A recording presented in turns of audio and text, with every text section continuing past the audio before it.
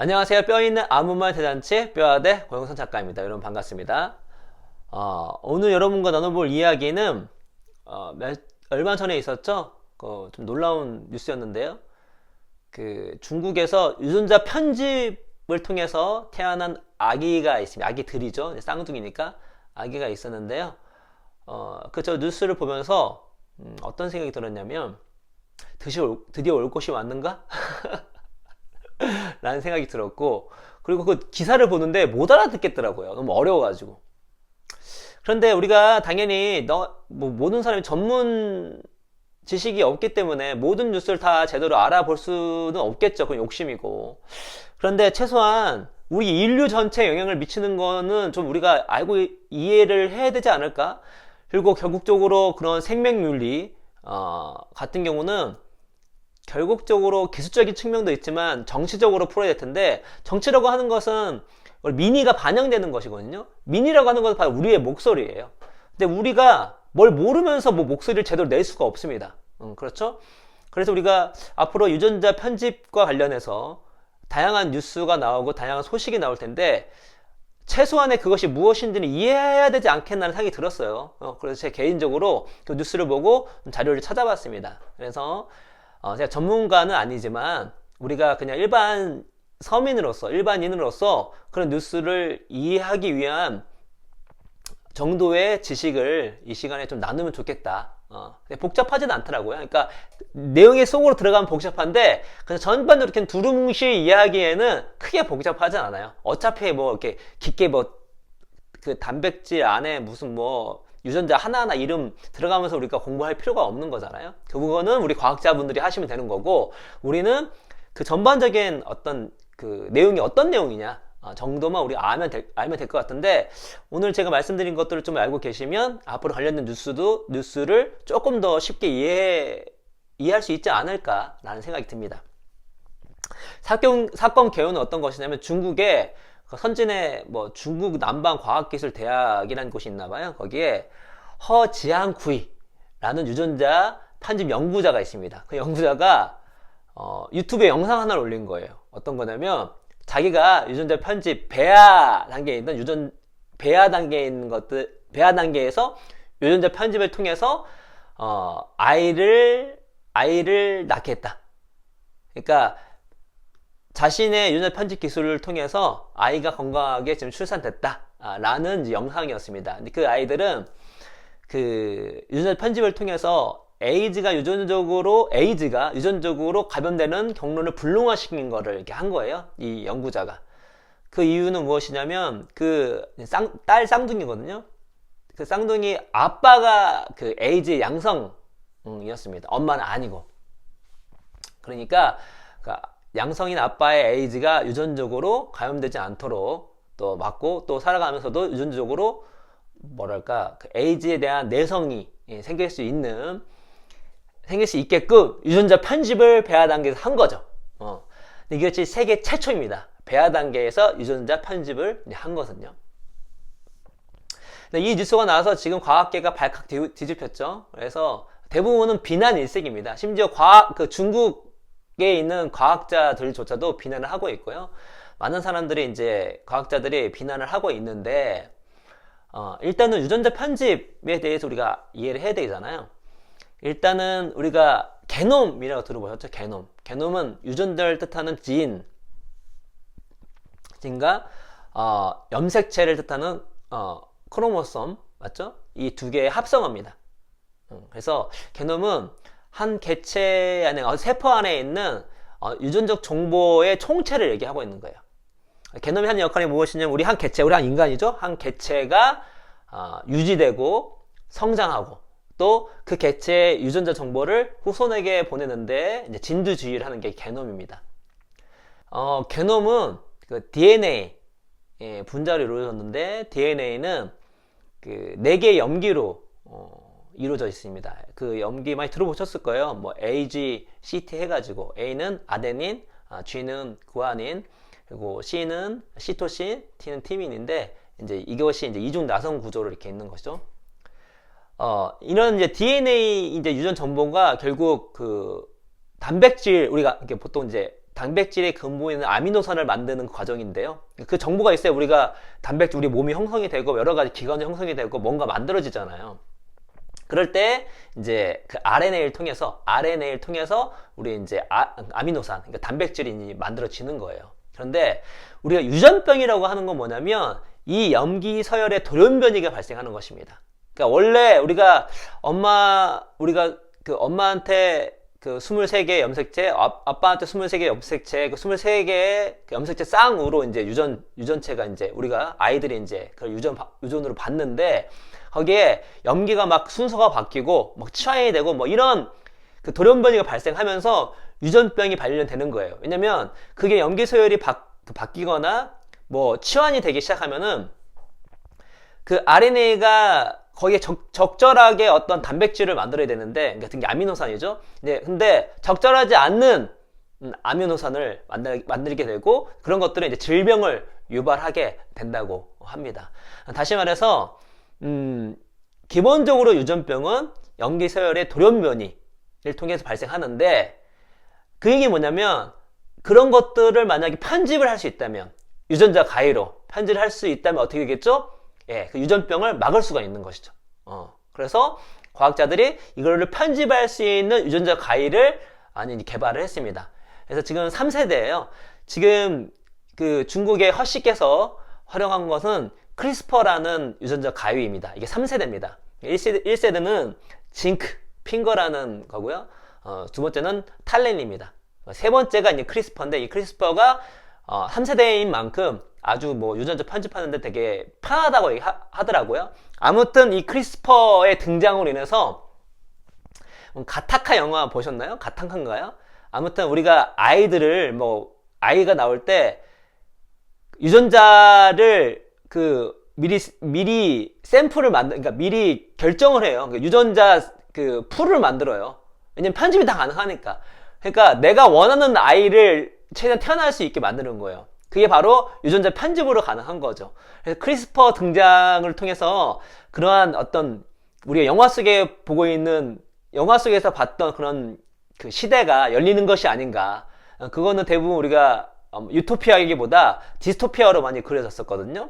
근데 이 크리스퍼 등장이 진짜 우리가 영화 봤던 것이 실제화되지 않느냐 막 이런 얘기가 나올 정도였어요. 아무튼 지금 유전자 가위인 크리스퍼를 통해서 지금 이 크리스퍼 시장은 계속 커져가고 있는 것인데 이게 왜 이제 그 비난을 받고 있는가 라고 한다면 일단 배아 단계에서 유전자 편집에 대한 안정성이 아직 담보가 되지 않는 상태예요. 아직 연구가 많이 필요합니다. 그러니까 배아가 아니라 그냥 일반 세포에서는 뭐 연구 많이 하고 있고 지금 이제 농작물 같은 경우는 이미 유전자 편집을 많이 하고 있죠. 왜냐면 우리가 보통 그 GMO라고 하나요? 유전자 변형식품 같은 경우는 유전자를 조합을 하는데 외부에 있는 DNA를 끌어다 써서 조합을 하는 거예요. 그럼 위험도가 엄청 증가하게 할 수 있겠죠?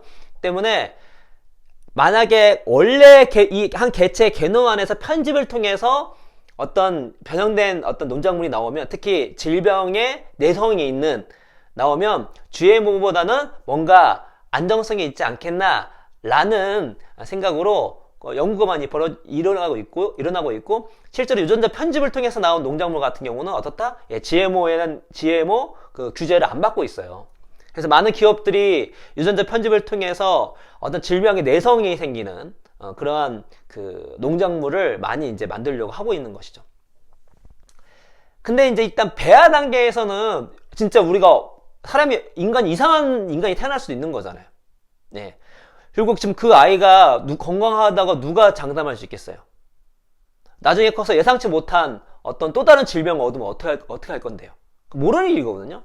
근데 그렇게 안정성이나 담보, 그런 기술, 그런 연구가 충분히 되지 못한 상태에서 이 허씨께서 대놓고 한 거예요. 그러니까 이제 과학자, 특히 생명윤리 관점에서는 이거는 이제 용납하기가 힘든 일이 벌어지게 된 거죠. 게다가 제가 앞부분에 말씀드렸잖아요. 아빠가 에이즈이기 때문에 아이가 유전병 아빠의 어떤 에이즈가 전달되지 않기를 바라는 마음에서 했다고 하는데, 제가 이제 그 자료를 찾아보니까 실제로 그 아빠가 에이즈의 양성이고 엄마가 에이즈의 양성이 아니에요. 엄마가 아이를 이제 임신했어요. 그러면 그 아이가 에이즈에 걸릴 확률은 매우 낮습니다. 매우 낮다고 합니다. 심지어 엄마가 에이즈의 양성인다 할지라도 그 아이를 제왕절개를 해서 수술하게 되면 어떻게 되죠? 예, 아이가 에이즈에 안 걸릴 확률이 매우 높아요. 그러니까 다른 방법이 있음에도 불구하고, 실제로 확률도 낮고 다른 방법이 충분히 있음에도 불구하고 왜 아직도 안정성이 담보되지 않고 그야말로 생명 윤리에서 매우 그 치명적일 수 있는 배아 단계 유전자 편집을 왜 했느냐라는 비난이 지금 많이 있는 것이죠. 이게 참 어려운 문제인 것 같습니다. 왜냐면 일각에서 이런 얘기도 있어요. 진짜 올 것이 왔다. 올 것이 왔다. 왜냐면 그 유전병으로 고생하는 사람, 또 인류 측면에서 유전병이 되게 크잖아요. 그거를 만약에 유전자 편집으로 원천 봉쇄할 수 있다면 유전자 편집을 안 할 이유가 없는 거잖아요. 그렇죠? 물론 우리가 안정성을 계속 담보하고 연구해야 되겠지만, 그런데 이 유전자 편집 같은 경우는 안전성이 담보돼도 문제이긴 하거든요. 그러니까 만약에 좋아, 그렇게 그 편집을 통해서 사람들이 유전병 걸리지 않아, 라는 것이 배아 단계 사면은 그 위험도가 없어 라는 것이 어느 정도 확보가 됐어요. 그러면 과연 과학자들이, 기업들이, 혹은 저기 IS 이런 애들이 유전자 편집을 할 때 그런 그 질병을 방지하는 데에서만 유전자 편집을 쓸까요? 아니죠. 유전자라는 것은 우리 한 생명 개체에 대한 모든 정보가 다 있습니다. 머리 색깔, 뭐 인종이 될 수도 있겠고, 아니면 뭐 IQ가 될 수 있겠고, 뭐 등등등등.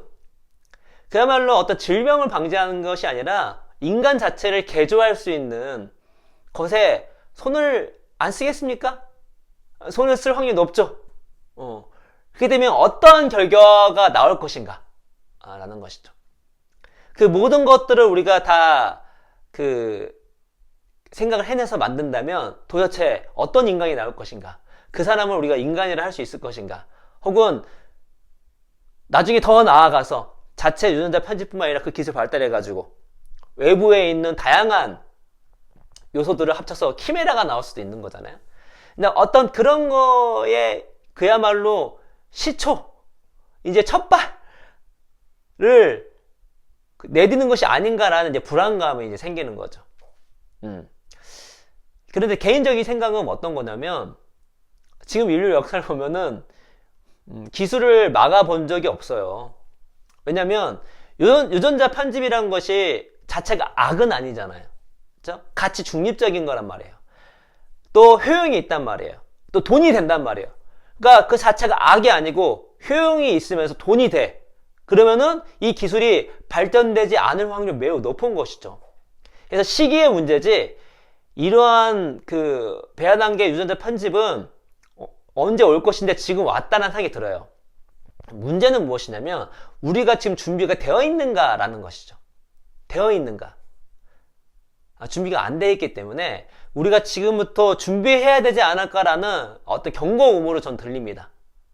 그래서 우리가 더 뭐랄까, 연구자들이 알아서 하겠지만 더 안정성 있는, 더 문제가 없는 그런 기술을 연구를 통해서 발전시켜야 될 것이고, 또 생명윤리에 벗어난, 그러니까 질병을 예방하는 것을 벗어난 것들에 대해서는 우리가 철저하게 규제를 할 수 있는 어떤 법적, 제도적 장치가 있어야 되겠고, 무엇보다 많은 사람들이 거기에 대한 기본적인 이해를 바탕으로 우리의 인류가 어떻게 나가야 될 것인가를 논의를 해야 될 거예요. 왜냐면 처음에는 맞겠죠. 그러나 나중에 또 시대가 흐르면서, 야, 아니 우리 애 IQ 좋게 태어나는데 그게 뭐 어떠냐? 사람 이거 머리카락도 바꿀 수 있는데 우리 자식이 머리카락도 바꾸면 어떠냐? 우리 자식이 직모였으면 좋겠는데 곱슬머리가 아니라 그건 뭐 어떠냐? 이렇게 해서 담론이 바뀔 수 있거든요. 그러면 시대라고 하는 것은 옛날 때는 터부시했던 것이 현재는 아닐 수 있는 확률도 매우 높습니다. 근데 이제 다른 분야는 그 파급의 결과가 뭔가 우리 인류가 감당할 수 있는 거였다면, 이러한 유전자 편집 혹은 인공지능 같은 경우는 과연 우리 인류가 감당할 수 있는 것인가에 대한 근본적인 이제 의문이 드는 것이죠. 그래서 어떠한 미래가 펼쳐진다 할지라도 우리가 이거에 대해 관심을 갖고 공부를 하고, 더 나아가서 어차피 이게 유토피아가 오든 디스토피아가 오든 간에 최소한 우리가 그걸 결정하고 받아들여야 되잖아요. 예? 그래서 최소한 우리가 이런 흐름들을 알고 있는 상태에서 웬만하면 디스토피아가 아니라 유토피아로 갈 수 있게끔 많은 사람들이 방향을 선회시키는 것이 중요하지 않을까라는 생각이 듭니다. 지금 당장에는 되게 SF 같고 뭔가 소설 속에만 등장하거나 영화 속에만 등장한 것처럼 보이지만, 많은 기술들이 실제 영화에 있던 것이 실제로 등장한 게 너무 많잖아요. 지금 유전자 편집 같은 경우도 앞으로 어떻게 벌어질지, 기간의 문제이지 어떻게 진행될지는 어느 정도 뻔하다고 볼 수가 있겠습니다. 배아의 유전자 편집은 불가피할 가능성이 높고요, 결국적으로는.